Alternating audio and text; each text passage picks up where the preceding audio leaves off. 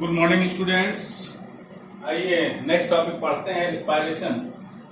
Respiration और breathing में बच्चे बहुत कंफ्यूज होते हैं। रिस्पायरेशन पूछिए तो बताते हैं ब्रीदिंग, लेकिन दोनों डिफरेंट चीजें हैं। Respiration means the process of releasing energy from food by living being is known as respiration. किसी भी लिविंग ऑर्गेनिज्म में, यूनिसेलुलर है तो उसकी एक सेल में, या मल्टीसेलुलर तो बहुत सारी सेल्स होंगी, सेल के अंदर जो भी यहाँ पर ये बॉडी के अंदर देख रहे हैं प्रोसेस ऑफ रिलीजिंग, जो एनर्जी रिलीज हो रही है, और मेनली आप जानते हैं एनर्जी कहाँ रिलीज होती है, माइटोकॉन्ड्रिया में, power house of the cell में। तो releasing of energy from the breakdown of food is called respiration. It is a biochemical process. Biochemical means living में, bio means living, chemical means यहाँ पर chemical process होंगी, reactions होंगी, तब वो energy release होगी। तो इसमें आप लोग अभी ग्लाइकोलिसिस डीप में पढ़ेंगे, ग्लाइकोलिसिस, क्रेब्स साइकिल और इलेक्ट्रॉन ट्रांसपोर्ट सिस्टम, तब ये कंप्लीट होगा। रिस्पायरेशन में एटीपी बनेगी। इट रिक्वायर्स मेनी एंजाइम, बहुत सारे इसमें एंजाइम भी लगते हैं। ग्लाइकोलिसिस में पूरी चेन है 10 स्टेप, यहाँ पर बहुत सारे एंजाइम है। फिर क्रेब्स साइकिल में बहुत सारे एंजाइम। तो it requires many enzyme. It releases energy in the form of ATP.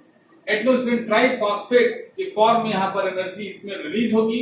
Means it is an exothermic process. Exothermic means ऐसी प्रोसेस जिसमें एनर्जी रिलीज, या एक्सर्गोनिक प्रोसेस भी कहेंगे। एक्सोथर्मिक मीन्स हीट भी रिलीज हो, थर्मिक मीन्स हीट, और एक्सर्गोनिक means energy, जो energy, heat और एनर्जी दोनों यहाँ रिलीज होगी, जिसमें रिस्पायरेशन होता रहेगा जिस सेल में, वहां देखिए एक भी रिलीज होती रहती है। Next, breathing. Breathing is different from respiration. The process of obtaining oxygen from the atmosphere, atmosphere से ऑक्सीजन लेना, and releasing CO2, carbon dioxide from the body, body से CO2 को निकालना, this is called breathing. Breathing में 2 step होते हैं, inspiration and expiration.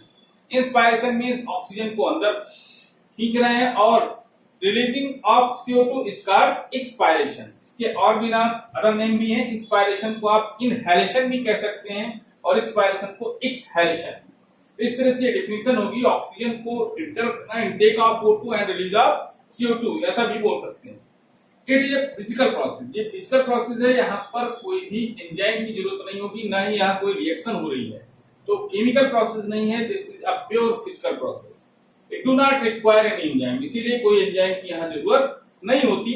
It utilises energy from the food, और ये एनर्जी रिलीज कर रही है, और ये एनर्जी जो फूड से एनर्जी निकलेगी उसको ये यूटिलाइज करेगी, ये रिएक्शन, ये प्रोसेस, ब्रीदिंग प्रोसेस। तो इस तरह से 4 डिफरेंस भी आपके तैयार हो गए, और दोनों के डिफिनेशन भी आपको क्लियर हो गए। आइए हम लोग आगे पढ़ते हैं, types of respiration. Types of respiration. There are 2 types of respiration: aerobic respiration and anaerobic respiration. जहां मैं दोनों को मैंने इस तरह यहाँ एक्सप्लेन किया है कि दोनों में आपका डिफरेंस भी हो जाएगा, और इनके बारे में भी पढ़ लेंगे हम लोग। 4 पॉइंट्स कम से कम तैयार होने चाहिए दोनों पर। पहला तो डिफिनेशन हो गई, aerobic respiration. The respiration takes place in the presence of oxygen. अगर रिस्पायरेशन ऑक्सीजन की प्रेजेंस में हो रहा है, या ऑक्सीजन की रिक्वायरमेंट है वहां पर, then it is called aerobic respiration. जो ऑक्सीजन की प्रेजेंस में ही हो, that type of respiration is called aerobic respiration. Here complete breakdown of food take place in it.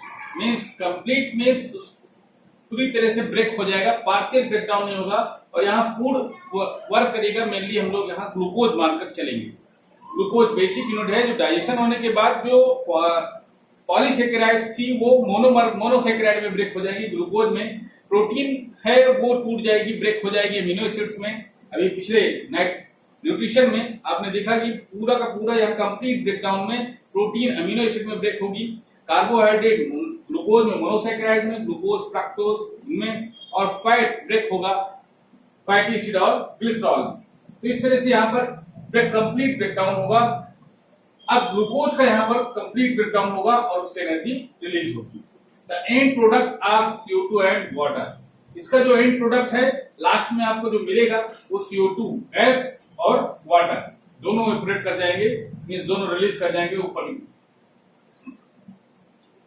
CO2 release हो जाएगी, गैस है ऊपर। It produces large amount of energy. यहाँ energy भी यदि लार्ज अमाउंट में निकल रही है 38 ATP, it is equal to 673 kilo calorie energy. 38 ATP यहाँ पर निकल रही है एरोबिक रेस्पिरेशन में लार्ज अमाउंट में। इसको आप रिएक्शन से भी दिखा सकते हैं इस तरह से। ग्लूकोज का 1 मॉलिक्यूल अगर ब्रेक होगा, पायरुविक एसिड के 2 मॉलिक्यूल बनेंगे फर्स्ट स्टेप में। और फर्स्ट स्टेप देख रहे हैं यहाँ ग्लाइकोलिसिस इसको बोलते हैं। ग्लाइकोलिसिस में breakdown of 1 molecule of glucose into 2 molecule of pyruvic acid in the cytoplasm is known as glycolysis। Glycolysis भी आपके यहाँ पूछी जाती है डिफिनीशन, तो इसको यहीं से तैयार करेंगे। ग्लाइकोलिसिस की डिफिनीशन अगर पूछी जाए तो आप बताएंगे breakdown of 1 molecule of glucose into 2 molecule of pyruvic acid into the cytoplasm of the cell is called glycolysis।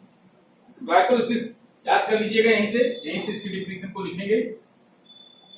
इसके बाद पायरुविक एसिड इंटर करेगा माइटोकॉन्ड्रिया में, और अब आगे जो भी होगा एरोबिक रेस्पिरेशन में वो माइटोकॉन्ड्रिया में होगा पायरुविक एसिड का। पायरुविक एसिड में 2 मॉलिक्यूल होते हैं कार्बन के।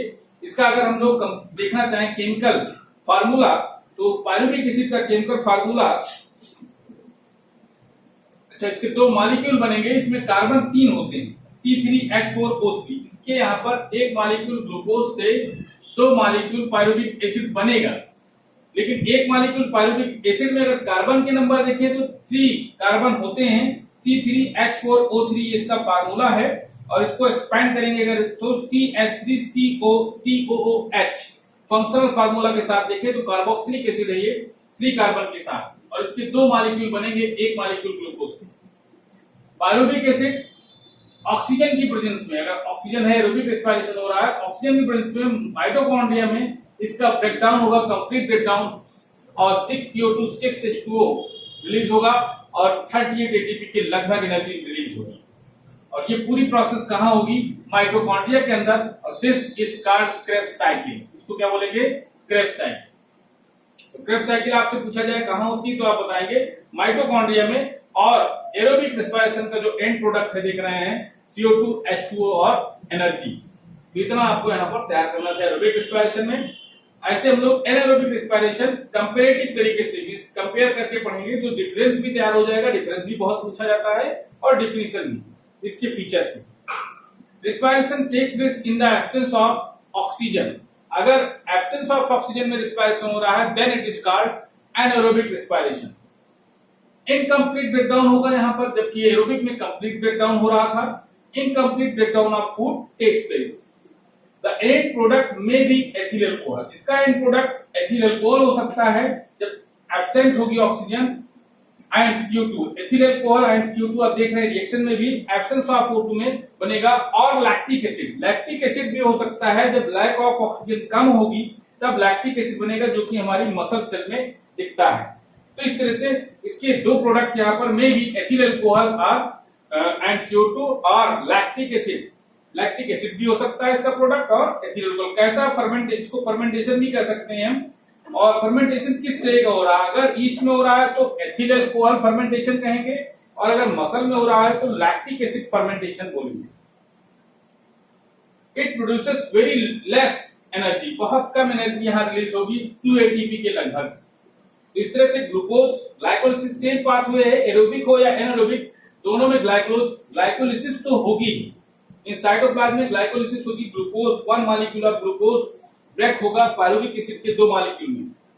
लेकिन आगे बदल जाता है प्रोसेस, रास्ता बदल जाएगा। अगर ऑक्सीजन है तो माइटोकॉन्ड्रिया में क्रेब्स साइकिल होगी, और अगर ऑक्सीजन नहीं है तो साइटोप्लाज्म में ही आगे पूरी प्रोसेस ये साइटोप्लाज्म में होगी। पूरा साइटोप्लाज्म में ही आपको दिखेगी रिएक्शन। यहाँ पर पायरुविक एसिड, फिर आगे एब्सेंस ऑफ O2 में अगर ईस्ट की बात करें तो वहां फर्मेंटेशन हो रहा है, अल्कोहलिक फर्मेंटेशन, और वहां एथिल अल्कोहल बनेगा CO2 और 2 ATP के लगभग एनर्जी, बहुत कम अमाउंट में। और अगर मसल्स की बात करें तो मसल्स में लैक ऑफ ऑक्सीजन, जब हम लोग हार्ड एक्सरसाइज करते हैं, बहुत तेज दौड़ते हैं, तो ऑक्सीजन सेल्स को मिल नहीं पाती और सेल्स की डिफिशियंसी हो जाती है, ऑक्सीजन की कमी हो जाती है। और ऑक्सीजन की कमी होने से होगा क्या कि वहां पर एनारोबिक रेस्पिरेशन स्टार्ट हो जाता है और लैक्टिक एसिड फॉर्मेशन होता है। किसी लैक्टिक एसिड के बनने के कारण हम लोगों को पेन महसूस होता है, हमें दर्द होता है जब हम लोग बहुत तेज दौड़ते हैं या हार्ड एक्सरसाइज करते हैं तो हमारी मसल्स में पेन महसूस होता है। अगर लैक्टिक एसिड किसी को हम लोग कभी कभी देखा है सडन एक्टिविटी, कभी कभी अचानक से दर्द महसूस होगा और उसमें लैक्टिक एसिड जो मसल्स में बन रही है तो उससे क्रैम्प भी डेवलप होता है, ऐठन टाइप क्रैम्प, मसल क्रैम्प्स बोलते हैं। ये भी इसका भी रीजन है लैक्टिक एसिड। मसल में जो लैक्टिक एसिड बन रहा है उससे क्रैम्प्स होगा, मसल में डेवलप होगा due to the formation of lactic acid. तो इतना आपको तैयार करना था एरोबिक और एनारोबिक रेस्पिरेशन में। नेक्स्ट हम लोग आगे बढ़ेंगे एटीपी। अगर एक चीज यहां पर मैंने और कवर की है, pathway, different pathway of breakdown of glucose. तो इसी को आप मिला देंगे, ग्लूकोज यहाँ पायरुविक एसिड से 3 एरो निकलेगा, एक में इसको ले जाएंगे प्रेजेंस ऑफ ऑक्सीजन पे। तो ये पूरा का पूरा आपका यहाँ कवर हो जा रहा है, different pathway of breakdown of glucose. इसको भी आप एनसीईआरटी से थोड़ा सा देखेंगे डायग्राम को, तीनों वहां पर मिलाकर बने हैं तो वो तीनों यहीं पर कवर कर लिया है मैंने। अब हम लोग आगे बढ़ेंगे एटीपी एंड फास्फोराइलेशन। तो अगले हम लोग आगे देखते हैं, नेक्स्ट लेक्चर में हम लोग उसको पढ़ेंगे।